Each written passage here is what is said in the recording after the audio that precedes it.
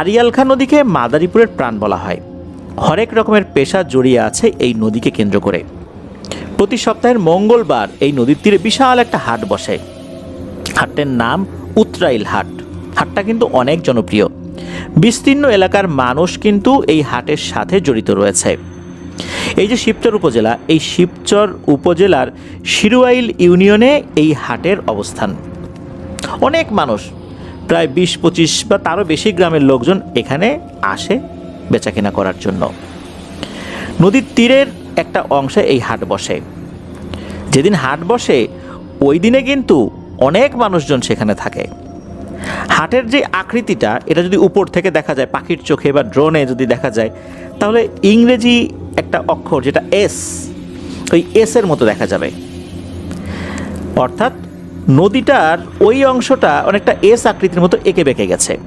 ওই জায়গা জুড়েই হাট বসে। নদীর এক পাশে নাবিকের দাদাবাড়ি, আর ওখান থেকে ওই নদীপথেই প্রায় 1 কিলোমিটার পর নদীর ওই পারে নাবিকের নানাবাড়ি। নানাবাড়িটা মূলত গ্রামের শেষের দিকে। নানাবাড়ি ও দাদাবাড়ি এই দুয়ের মাঝখানে একটা ঘন ঝোপঝাড়ের মতো পড়ে। তবে ওই ঝোপঝাড় যে খুব ভয়ঙ্কর, মানুষজন যেতে ভয় পায়, মানুষজন সেখানে গেলেই আটকে ওঠে, বিষয়টা আসলে এরকম না। আমরা যখনকার ঘটনা লিখছি তখন সালটা 2013 কি 14 সাল বা এর ভেতরের কোনো একটা সময় আর কি। নাবিকের বয়স তখন 3 কি 4 বছর। নাবিকের বাবা একজন রেমিটেন্স যোদ্ধা, উনি তখনও বিদেশেই ছিলেন। নাবিকের মা মূলত শ্বশুরবাড়িতেই থাকতেন, কিন্তু ওই দিন উনি নিজের বাবার বাড়িতে ছিলেন, অর্থাৎ নাবিকের নানা বাড়িতে। তো হাটের থেকে উনি বেশ কিছু মিষ্টি, খাবার দাবার এগুলো কিনে নাবিকের দাদা বাড়িতে যাবার জন্য নৌকায় উঠেছেন। নৌকায় আরও বেশ কয়েকজন লোক ওখানে উঠেছিল, আরও কিছু লোক উঠবে। তো একটা নির্দিষ্ট সংখ্যক লোক হবার পর মাঝি নৌকা ছেড়ে দিবে। ওই নির্দিষ্ট সংখ্যক লোক হতে হতে প্রায় সন্ধ্যা হয়ে যায়। যখন ওনারা চলতে শুরু করেছে, হঠাৎ নাবিক কাঁপুনি দিয়ে উঠল। ওই দিন রাতে হঠাৎ করেই নাবিক কাঁদতে শুরু করে। প্রথম দিকে স্বাভাবিক মনে করলেও রাত যত গভীর হতে থাকে, নাবিকের চিৎকার, কান্নাকাটি আরও বেশি হতে থাকে। কোনোভাবেই কান্না থামছে না। এক পর্যায়ে প্রতিবেশী একজন মহিলা, উনি কিছু ঝাড়ফুঁক জানতেন, উনি আসেন। তাকে মূলত ডাকা হয়েছিল। তো উনি এসে সরিষার তেল গরম করে তাতে কিছু দোয়া কালাম পরে নাবিককে মালিশ করে দিলে নাবিক কিছুটা স্বাভাবিক হয়। ওই রাতে সকলেই ঘুমিয়ে যায়। নাবিক পরদিন সম্পূর্ণ স্বাভাবিক হয়ে যায়। সকলে তখন ভাবলো হয়তো কোনো কারণে নাবিকের শরীরটা একটু খারাপ হয়েছিল, তাই সে কাঁদছিল। কিন্তু পরদিন রাতের বেলা এশার আজানের পর নাবিক আবার কাঁদতে শুরু করে। এই ব্যাপারটা নাকি খুবই অদ্ভুত লাগে পরিবারের সদস্যদের কাছে। এমনটা তো হবার কথা নয়। এদিকে নাবিক ধীরে ধীরে শুকিয়ে যেতে থাকে। সে খাওয়া দাওয়া বন্ধ করে দিতে থাকে, ঘরের কোণে চুপচাপ বসে থাকে। নাবিকের কিন্তু ডাক্তার দেখানো হয়েছে, অনেকগুলো ডাক্তার। তারা প্রত্যেকেই বিভিন্ন ধরনের টেস্ট দিয়েছে, কিছু ওষুধ দিয়েছে, কিন্তু টেস্টে কিছুই ধরা পড়ে না, সব কিছু স্বাভাবিক। কোনো রোগই ধরতে পারে না কোনো ডাক্তার। এবার নাবিকের মায়ের মনে সন্দেহ ঢুকে যায়। তিনি স্থানীয় মসজিদের একজন ইমাম সাহেবকে দিয়ে নাবিককে ঝাড়ফুঁক করান। উনি কিন্তু এই প্যারানরমাল বিষয়ে কোনো এক্সপার্ট ছিলেন না। উনি সাধারণ ঝাড়ফুঁক করতেন, সাধারণ দোয়া পড়ে উনি ঝাড়ফুঁক করতেন, কিন্তু জিন রিলেটেড ব্যাপার বা প্যারানরমাল কোনো বিষয় উনি বুঝতে পারতেন না। উনি ঝাড়ফুঁক করে দেওয়ার পর উনি বলেন, যদিও বা আমি এসব কিছু জানি না, তারপর আমার কাছে মনে হচ্ছে ছেলেটার অন্য কোনো সমস্যা হয়েছে, আপনি ভালো কাউকে একটু দেখান। এদিকে নাবিক ধীরে ধীরে আরও বেশি অসুস্থ হতে শুরু করলে নাবিকের মা তাকে নিয়ে তার বাবার বাড়ি অর্থাৎ নাবিকের নানা বাড়িতে চলে আসেন। নাবিক প্রতি রাত্রেই অনেক রাত পর্যন্ত কাঁদত, একদম ভোরের দিকে নাকি ঘুমাতো। এই যে কান্নাকাটির সমস্যা, এর সমাধান কিন্তু কোনোভাবেই হচ্ছিল না। এক পর্যায়ে একদিন নাবিকের পাশের বাড়ির এক লোক জানতে পারে যে নাবিক অসুস্থ। লোকটা মূলত তান্ত্রিক গোছের ছিল। এটা কিন্তু নাবিকের মা জানতেন, কিন্তু যেহেতু সে কালো জাদুর চর্চা করে, তাই তার ছেলের সুস্থতার জন্য ওই লোককে উনি খবর দেন নাই। উনি নিজে নিজেই এসেছেন। তো উনি এসে নাবিককে দেখতে চায়। কি আর করা, নাবিককে দেখানো হলো। নাবিককে দেখেই উনি বলে দিলেন নাবিকের উপর জিনের প্রভাব আছে, তবে সরাসরি প্রভাব নেই। জিনটা দূর থেকে নাবিকের উপর নজর দিয়েছে, প্রভাব বিস্তার করার চেষ্টা করছে, এই প্রভাবেই সে এমনটা করছে। তান্ত্রিক এরপর আসন বসান। তিনি দীর্ঘক্ষণ কী যেন তন্ত্রমন্ত্র পড়েন, এক দুর্বোধ্য ভাষা, কেউ কিছু বুঝতে পারে না, না আরবি, না হিন্দি, না অন্য কোন ভাষা, কেউ কিছু বুঝতে পারে না। এক পর্যায়ে তিনি উঠে পড়েন এবং জানান পরদিন তিনি সব জানানোর চেষ্টা করবেন। এই বলে তিনি তখন চলে যান। পরদিন উনি আসেন, এসে একটু পানি খেতে চাইলেন, পানি দেওয়া হলো। পানি খেয়ে তিনি বলতে শুরু করলেন এক অদ্ভুত ঘটনা। যেদিন নাবিকের আম্মু তার বাবা বাড়ি থেকে শ্বশুর বাড়িতে আসছিলেন, অর্থাৎ ওই যে হাটের দিন, ওই দিন একে তো ওই দিন ছিল মঙ্গলবার, তো যখন উনি আসছিলেন সন্ধ্যার আগে, ওই যে ঝোপঝাড়ের কথা আমরা যেটা বলেছি আর কি, ওই ঝোপঝাড়ের ওখান দিয়ে যখন নৌকা আসছিল, তখন নাকি নাবিকের আম্মু একটা ভয়ঙ্কর দর্শন অবয়ব দেখে ওই ঝোপঝাড়ের ওখানে। সে নাকি ইশারা করে নাবিকের আম্মুর কাছে মিষ্টি চায়, মাছ চায়, বিশেষ করে মাছ চেয়েছিল কয়েকবার। মিষ্টির বিষয়টা উনি ওইভাবে বুঝতে পারেন নাই, কিন্তু মাছের বিষয়টা বুঝতে পেরেছিলেন। সেই ইশারা দিয়ে দেখায় যে মাছটা আমাকে দিয়ে দাও। এদিকে নাবিকের আম্মু বিষয়টা দেখার পর ভয় পেয়েছেন, কিন্তু নৌকায় বসে কাউকে কিছু বলছেন না, কারণ কেউ কিছু বললে দেখা যাবে যে ওনাকে অন্যরকম কিছু মনে করতে পারে, যে এই মহিলার মাথা খারাপ হইল কি না, কি আশয় বিষয়, এরকম কিছু চিন্তা করতে পারে যে আমরা কিছু দেখি না, এ দেখছে, এমন হতে পারে। আবার নৌকার লোকজন ভয়ও পেতে পারে, অনেক কিছুই হতে পারে ওখানে। এই জন্য উনি ওই বিষয়টা একদম চেপে যান। উনি চোখ বন্ধ করে থাকেন, নাবিককে জড়িয়ে ধরে বসে থাকেন। নৌকা তো ওই দিক দিয়ে চলে আসছে। এর কিছুক্ষণ পরেই মূলত নাবিকের শরীরটা কেঁপে উঠেছিল। নাবিকের মা তো মাছ দেয়নি।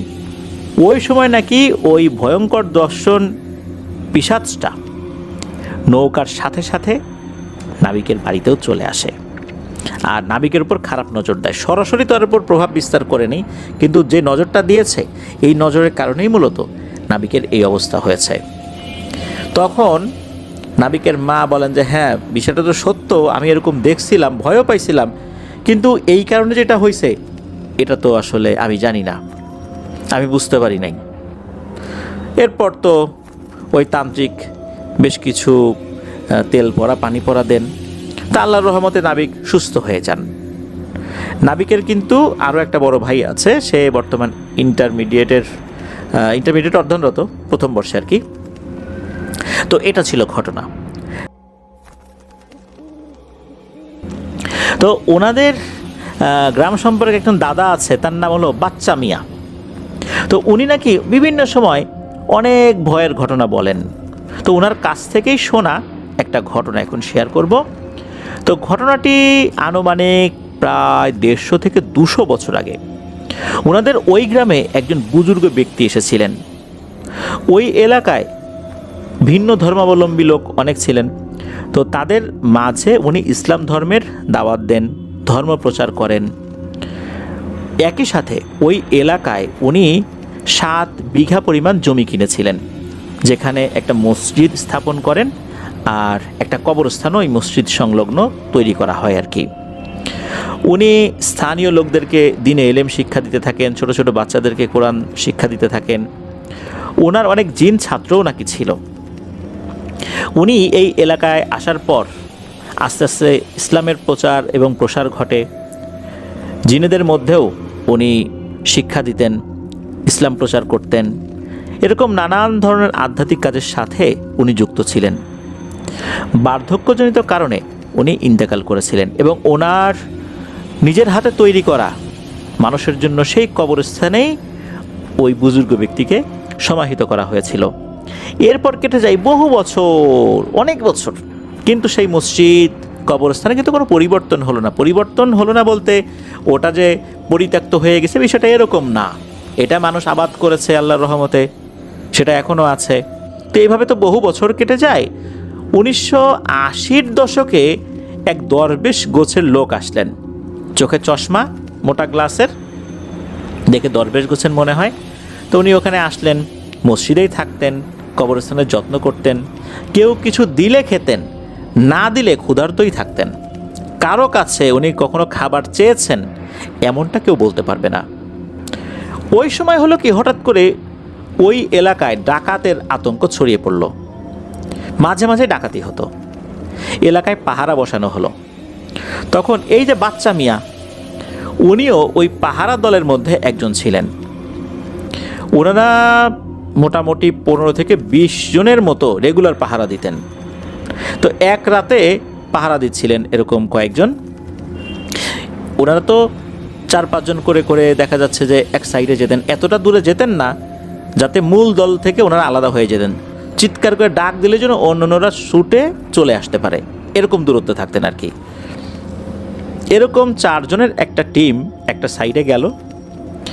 তো ওনারা চলে গিয়েছিলেন ওই মসজিদ এবং কবরস্থানের ওই সাইডটাতে। তো এই 4-5 জনের মধ্যে বা 3-4 জনের মধ্যে একজন বলে ওঠে যে আচ্ছা, এই যে পীর বাবার কবরের কাছে নাকি একজন দরবেশ আসছে, তো উনি তো এই দিকে একাই থাকে, শুনছি যে ওনার চশমাটা নাকি বেশ দামি, আর ওনার চোখের দিকে তাকালে কেমন যেন মানুষ আকর্ষিত হয়ে যায়। সম্ভবত ওই চশমার ভিতরে এমন কিছু আছে, ওই চশমার দিকে তাকালেই মানুষ আকর্ষণ অনুভব করে। চল আজকে ওনার কাছ থেকে চশমাটা নেই। এই দুষ্টু বুদ্ধি এদের মাথার ভিতরে তখন কাজ করে। এরা তখন 4 জন না গিয়ে 3 জন গেল, একজন যেতে রাজি হয়নি। তখন 3 জন ওই দিকটাতে চলে গেল, একজন অন্য সাইডে দাঁড়ানো ছিল। উদ্দেশ্য ছিল ওই দরবেশের কাছ থেকে ওই চশমাটা ছিনিয়ে আনবে। দেখা গেল ওই মসজিদের দরজা খোলা। এই 3 জন আস্তে আস্তে করে দরজার কাছে চলে গেল। দরজা দিয়ে তারা ঢুকে দেখে পুরো মসজিদ ভরা সাদা পাঞ্জাবি পরিহিত মুসল্লি যারা নামাজরত রয়েছে। এইটা দেখার সাথে সাথে এই 3 জন তো ভয় পেয়েছে, তারা উল্টো দিকে ঘুরে দৌড় দেবার প্রস্তুতি নিয়েছে। ওই সময় সেই দরবেশ কোত্থেকে যেন বলে উঠল, এই ছেলেরা, আমরা নামাজ পড়তেছি দেখো না, কেন বিরক্ত করার জন্য আসছো, যাও এখান থেকে। এটা শুনেই তারা 3 জন উল্টো ঘুরে দিয়েছে দৌড়। ওই যে আরেকজন ছিল, সেও দেখছে 3 জন দৌড়াচ্ছে, পরে ওই জনের সাথে এই 3 জন মিলে যায়, এরা দৌড় শুরু করে। এরা পরবর্তীতে এই বিষয়টা মানুষকে বলেছিল, তবে প্রথমে বলেনি, কারণ তারা যে এই দরবেশের চশমা আনতে গিয়েছিল এটা জানলে এলাকাবাসী এদের আস্ত রাখবে। এরা হচ্ছে ডাকাত পাহারা দেবার জন্য, অর্থাৎ ডাকাতি করতে আসলে এদেরকে ধরার জন্য বা গ্রাম পাহারা দেওয়ার জন্য, ডাকাতির হাত থেকে রক্ষা করার জন্য এরা বেরিয়েছে। এরা যদি ওই দরবেশের চশমা আনতে যায়, এটা তো একদম ন্যাক্কারজনক একটা ঘটনা। এই জন্য তারা কিন্তু শুরুতে এটা বলেনি, অনেক পরে তারা বলেছিল আর কি। তো যাই হোক, এই যে দরবেশ, উনি কিন্তু দীর্ঘদিন এখানে ছিলেন না, মানে বছরের পর বছর যে থাকবেন বিষয়টা এরকম না, তবে কয়েক বছর সেখানে ছিলেন। এর মাঝে উনি বহু মানুষের সাথে কথা বলেছেন, দিনই আলোচনা করেছেন। আর একটা বিষয় সেটা হচ্ছে যে উনি আসার পর এই যে কবরস্থান, এটা নাকি নোংরা করা যেত না। শুধু তাই না, মাঝে মাঝেই নাকি শেয়ালের ডেড বডি ওখানে পড়ে থাকতে দেখা যেত। অনেক সময় দেখা যেত যে শেয়াল কোনো কবরে লাশ খাওয়ার জন্য আসছে, তবে এই শেয়ালের আর ভাগ্য হতো না ওই কবর খোঁড়ার, তার আগেই নাকি ও ওখানে মরে পড়ে থাকতো। সকালে অনেকেই দেখতো যে শেয়ালের মৃতদেহ পড়ে আছে, তার শরীর থেকে যে কোনো রক্ত বের হয়েছে বিষয়টা এরকমও না। তবে এত শেয়াল ওখানে মারা গেছে, ওই গ্রামের কেউই কখনো কিন্তু কোনো শেয়ালকে মাটি চাপা দেয়নি বা দিতে দেখেও নি। শুধু সকালবেলা শেয়ালের ডেড বডিটা অনেকেই দেখতো, এরপরে ওই ডেড বডি যে কোথায় চলে যেত, কে নিয়ে যেত, কি হতো, কেউ কিছু বলতে পারে না। তাই এরকম ঘটনা কিন্তু ওখানে হয়েছে। তো এখন যিনি ঘটনাটা বলেছেন আর কি, যেই দাদা, তার সাথে ঘটে যাওয়া ঘটনাটা এখন আমরা বলা শুরু করি। দাদা তখন সবে নতুন বিয়ে করেছেন। হঠাৎ করে নাকি তার একটা রোগ হলো, পেটে ব্যথা। নানান ডাক্তার কবিরাজ দেখানো হলো, বিভিন্ন ধরনের পরামর্শ নেওয়া হলো, উনি আর ভালো হচ্ছিলেন না। তখন দাদার মা পরামর্শ দিলেন যে আমাদের মসজিদের সেই দরবেশের কাছে গিয়ে যেন আমরা দেখি কি হয়। তখন দাদা বললেন ঠিক আছে, আমি একাই যাই, মাগরিবের নামাজ পড়ে আমি ওনার সাথে কথা বলবো। তো মাগরিবের নামাজের পর উনি ওই দরবেশের সাথে কথা বলবেন এরকমই পরিকল্পনা করেছেন আর কি। তো ওই যে কবরস্থান মসজিদ, এটা কিন্তু একই জায়গায়, সামনে কবরস্থান, পেছনের দিকে মসজিদ। তো মসজিদের ঢোকার রাস্তা থেকেই দাদা দেখতে পেলেন এই মসজিদের বাইরে অর্থাৎ মসজিদের উঠানে অনেক হাসাহাসির শব্দ। এটা কিন্তু মাগরিবের ঠিক আগে, তখন কিন্তু রাত না। মনে হচ্ছে ওই দরবেশ কারোর সাথে কথা বলছেন, কিন্তু সেখানে কাউকে দেখা যাচ্ছে না, শুধু দরবেশকেই দেখা যাচ্ছে, অন্য কাউকে দেখা যাচ্ছে না। তো দাদা তো ভয়ে ভয়ে সেখানে গিয়েছেন। কোনো একদিকে তাকিয়ে ওই দরবেশ বললেন, এই চুপ করে থাকো তোমরা, আমার এক ছেলে এসেছে, ও তো ভয় পাবে, খবরদার কেউ কোনো শব্দ করবে না, একদম চুপ। যেই না দরবেশ এটা বলেছে, একদম চারদিকে শুনশান নীরবতা। তখন ওই দরবেশ বলে, আসো বাবা আসো, এদিকে আসো, কি হয়েছে বলো। তখন দাদা বলেন যে হুজুর, আমার তো এরকম পেটে সমস্যা হয়েছে, পেট ব্যথা করে। তখন দরবেশ কিছু রুকিয়া করে দেন এবং গাছগাছালির কোন একটা ওষুধ দিয়েছিলেন। এটা খাবার কয়েকদিন পর পরই আল্লাহর অশেষ রহমতে দাদা একদম সুস্থ হয়ে গিয়েছিলেন। শুধু তাই না, ওনার কখনোই আর এই পেটে ব্যথা হয়নি। এবার আসি দাদার সাথে ঘটে যাওয়া দ্বিতীয় ঘটনা। দাদার শ্বশুরবাড়ি কিন্তু একই এলাকাতেই। তো শ্বশুরবাড়িতে একবার গিয়েছেন, সেখানে গিয়ে নানা গল্প গুজবে উনি মেতে উঠেছেন। রাত অনেক হয়ে গেছে। এরপর দাদা বললেন যে আমাকে তো বাসায় যেতে হবে। তো দাদার শ্বশুরবাড়ির লোকজন তো অনেক জোর জবরদস্তি করে যে থেকে যাও থেকে যাও। দাদাকে রাখতে পারেন না, কাজের অজুহাত দিয়ে দাদা চলে আসেন। শর্টকাট রাস্তা হিসাবে মাঠের ভেতর দিয়ে আসা শুরু করলেন। সেই মাঠের পশ্চিম সাইডেই মূলত একটা জায়গা আছে, সেই জায়গাটার নাম হচ্ছে হস্ত আরি আরা। তো ওই দিকটা দিয়েই দাদা আসলেন। ভাবলেন যে অনেকটা পথ তো চলেই আসছি, আর অল্প একটু পথ আছে, এখন আর কি হবে। তো উনি যখন আসা শুরু করেছেন, একটা জায়গায় এসে হঠাৎ করে ওনার নাকে তীব্র একটা মিষ্টি জাতীয় সুগন্ধি ওনার নাকে ভেসে আসে। হঠাৎ করে দাদা ভয়ে থমকে দাঁড়ালেন। কি ব্যাপার, এরকম সুগন্ধি এই মাঠের ভিতরে কোত্থেকে আসলো? উনি এক সাইডে তাকিয়ে দেখেন বিশাল দেহি সাদা জুব্বা পাগড়ি পরিধান করা একটা লোক দাদার একটা সাইডে। তো উনি কিন্তু হেঁটে যাচ্ছিলেন, দাদার দিকে তাকালেন না। তো উনি কি করলেন, ওই হস্তবাড়ি মসজিদের পীর বাবার কবরস্থানের দিকে হাঁটতে হাঁটতে চলে গেলেন। তখন দাদা কি করবেন, সামনে যাবেন না পেছনে যাবেন, পেয়েছেন তো মারাত্মক ভয়। এরকম বিশাল দেহি একজন বুজুর্গ ব্যক্তি, সে হেঁটে হেঁটে ওই মসজিদ কবরস্থানের দিকে চলে গেল। উনি উল্টো দিকে ঘুরে শ্বশুরবাড়ির দিকে দিয়েছেন দৌড়। এরপর 2000 সালের পরের ঘটনা। ওনাদের যে মসজিদ, যে মাহিম ভাই, তারপরে ওনার বন্ধু আরিফ ভাই, ওনাদের যেই এলাকার মসজিদ, ওই মসজিদের মুয়াজ্জিম, একজন মুয়াজ্জিন রাখা হলো। তো এই মুয়াজ্জিনের নাম ছিল কালাম। তো ওই কালাম হুজুর ফজরের আজান দিচ্ছে। তো একদিন আজান দিয়ে মসজিদের বারান্দায় এসে উনি বসেছেন, রাস্তার দিকে তাকিয়ে দেখছেন, এমনিতেই বসেছেন আর কি, ফজরের আজান দিয়ে মসজিদের বারান্দায় এসে বসেছেন আর কি। উনি খেয়াল করেন একটা লোক আসছে। উনি দেখছেন যে একটা লোক মসজিদের দিকে হেঁটে হেঁটে আসছে। এদিকে ওই লোকটা যে হেঁটে হেঁটে আসছে, শুরুতেও যতটুকু দূরত্ব ছিল এখনও ততটুকুই দূরত্ব। উনি যে হাঁটছেন তো হাঁটছেন, এই লোক আর কাছে আসে না। কালাম হুজুর দেখছেন লোকটা হেঁটে আসতেছে কিন্তু কাছে আসে না, ওই একই জায়গায় আসছে। প্রিয় লিসেনার্স, একবার ভাবুন তো, একটা লোক হেঁটে আসছে, হাঁটছে হাঁটছে, তার দূরত্ব কমে না, একই জায়গায় আছে। বিষয়টা কীরকম? এদিকে নামাজ পড়ার জন্য কিছু মুসল্লিরা চলে আসছেন। দেখা গেল যে মুসল্লিরা যারা আসছেন, তারা যখন আল্লাহু আকবার বলে নামাজে দাঁড়িয়ে গেছেন, ফজরের নামাজ শুরু হয়েছে, তখন মনে হলো কোত্থেকে যেন আশেপাশে কিছু লোকজন এসে ওনাদের পাশাপাশি দাঁড়িয়ে গেল। যখনই আসসালামু আলাইকুম রহমতুল্লাহ বলে দুপাশে সালাম ফেরানো হলো, দুপাশে সালাম ফেরানো শেষ করার সাথে সাথে এই লোকগুলো নাকি যারা অপরিচিত ছিল, তারা একসাথে সবাই ওই সামনে যেখানে সেজদা দেয়া হয় আর কি, নামাজরত অবস্থায় আর কি, ওই জায়গা ধপাস করে হাত রাখলো। তাদের প্রত্যেকেরই হাত এমনভাবে রেখেছে, ঠাস করে শব্দ হয়েছে। এরপরই দেখলো যে এই যে লোকগুলো আসলো, এরা কেউই নাই। এটা কিন্তু ওই সময়ই হয়েছে। ওইখানে যারা নামাজ পড়তে এসেছিলেন তারাও কিন্তু এই বিষয়টা অবলোকন করেছেন।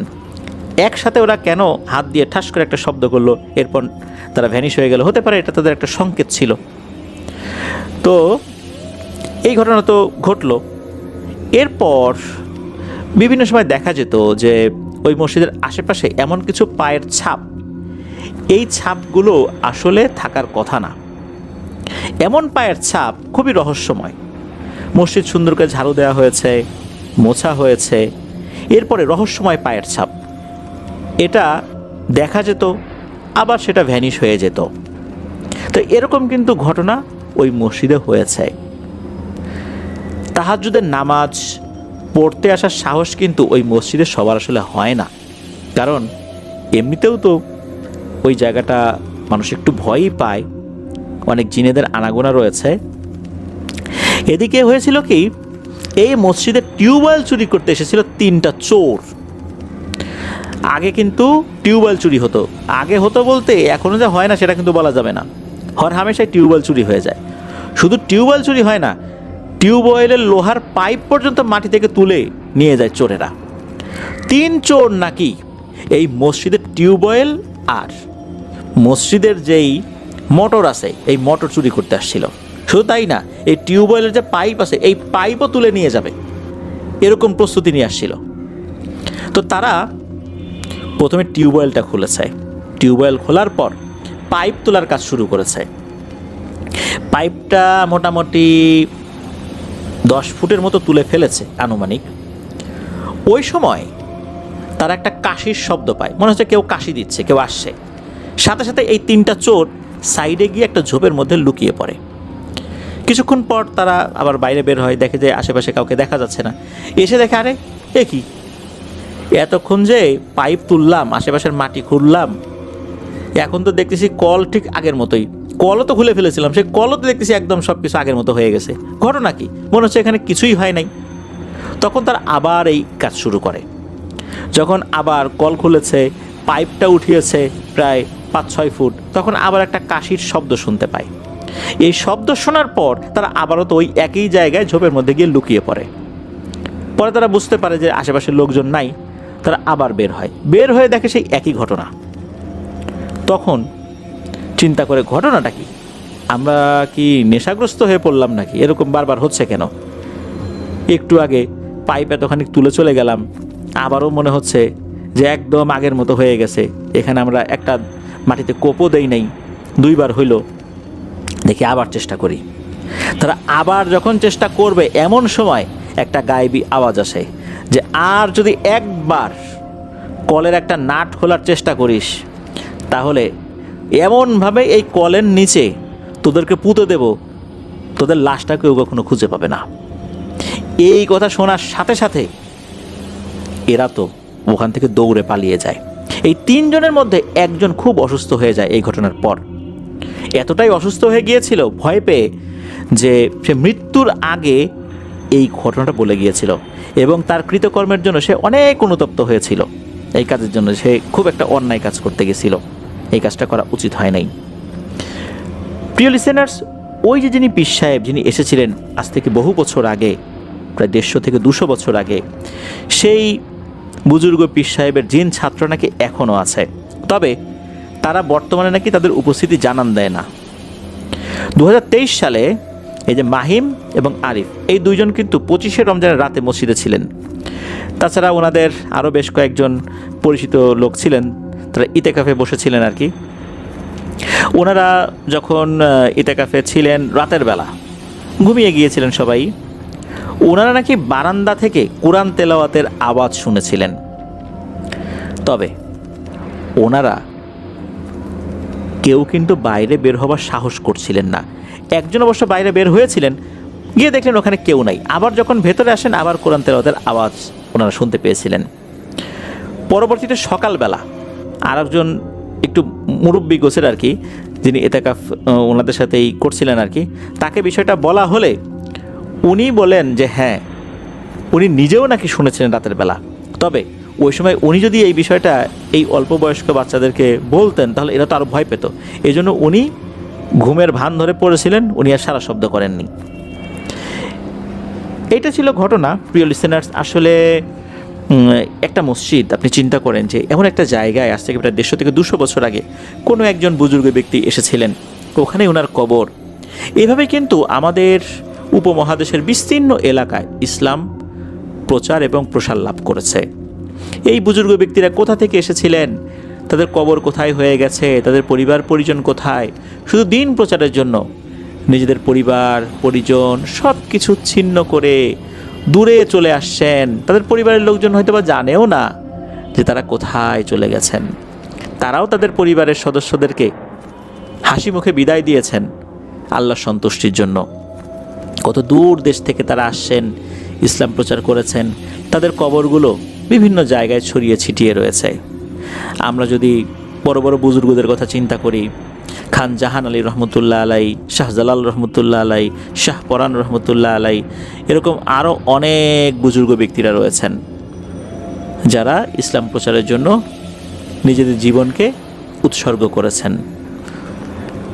এই বুজুর্গ ব্যক্তিরা আসলে তারা যেভাবে নিজেদেরকে উৎসর্গ করেছেন, নিজেদের অনেক ব্যক্তিগত আরাম আয়েশকে ত্যাগ করেছেন, আল্লাহ তাআলা নিঃসন্দেহে তাদেরকে উত্তম প্রতিদান দেবেন। তবে ওনাদের ওফাতের পর, অর্থাৎ ওনাদের চলে যাবার পর দেখা গিয়েছে এই সমস্ত জায়গাগুলোতে অনেক শরীয়ত বিরোধী কাজকর্ম শুরু হয়ে গেছে। এটার জন্য ওনারা দায়ী নন, এটার জন্য আমরা দায়ী। আমরা এটা শুরু করেছি।